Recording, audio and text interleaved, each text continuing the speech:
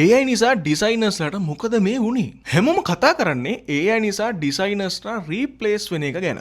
නමුත් කවුරුත් කතා කරන්නේ නැහැ AI වලින් ඩිසයිනර්ස්ලා ගන්න පුළුවන් බෙනිෆිට්ස් ගැන. ඒකට හේතුව තමයි ගොඩක් ඩිසයිනර්ස්ලා දන්නේ නැහැ AI කොහොමද හරියට පාවිච්චි කරලා Tamanගේ වැඩ ලේසි කරගන්න කියලා. අපි අද කතා කරමු ඩිසයිනර්ස්ලා කොහොමද AI පාවිච්චි කරලා Tamanගේ වැඩ ලේසි කරගන්න කියලා. ඩිසයිනර් කෙනෙක් වුණාම සාමාන්‍යයෙන් ප්‍රොජෙක්ට් එකක් පටන් ගන්න කලින් රිසර්ච් එකක් කරනවා. සාමාන්‍යයෙන් මේ රිසර්ච් එකට මට දවස් 2ක් 3ක් වගේ කාලයක් යනවා.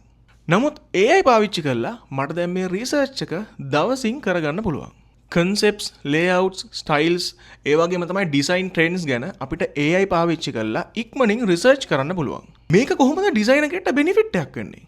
ඇත්තටම ප්‍රොජෙක්ට් එකක් ඉක්මනට ක්ලයන්ට් එකට ඩිලිවර් කරන තරමට තමයි අපි සාර්ථක වෙන්නේ.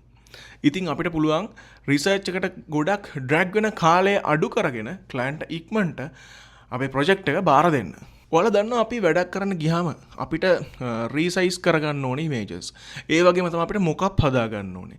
ඒ වගේම තමයි අපිට ඉමේජ් එන්හාන්ස් කරගන්න ඕනේ. තවත් වැදගත් දෙයක් තමයි අපිට බෑග්ග්‍රවුන්ඩ් ක්ලියර් කරගන්න ගියාම ගොඩක් වෙලාවක් යනවා. ඔන්න ඔය වගේ පොඩි වෙලාව වැඩියෙන් යන වැඩ අපිට ඉක්මනින් කරගන්න පුළුවන් AI භාවිතා කරලා. මම දන්නවා මේ වෙද්දී බොහෝ දෙනෙක් මේ ටූල්ස් පාවිච්චි කරනවා Tamanගේ වැඩ පහසු කරගන්න.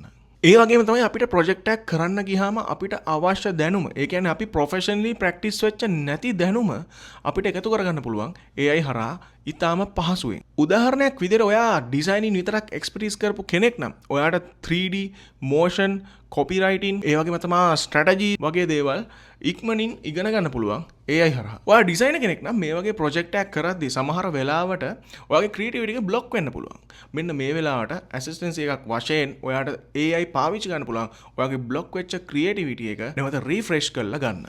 අපි මේ කතා කරේ පොඩි දේවල් ටිකක් විතරයි. ඔයාට මේ දේවල් in detail මම තව වීඩියෝ එකකින් වෙනම ගේන්නම්. AI අපි ටූල් එකක් විදිහට පාවිච්චි කරලා AI වලට ඇඩැප්ට් වුණොත් කවදාවත් අපිව රීප්ලේස් වෙන්නේ නැහැ. Peace.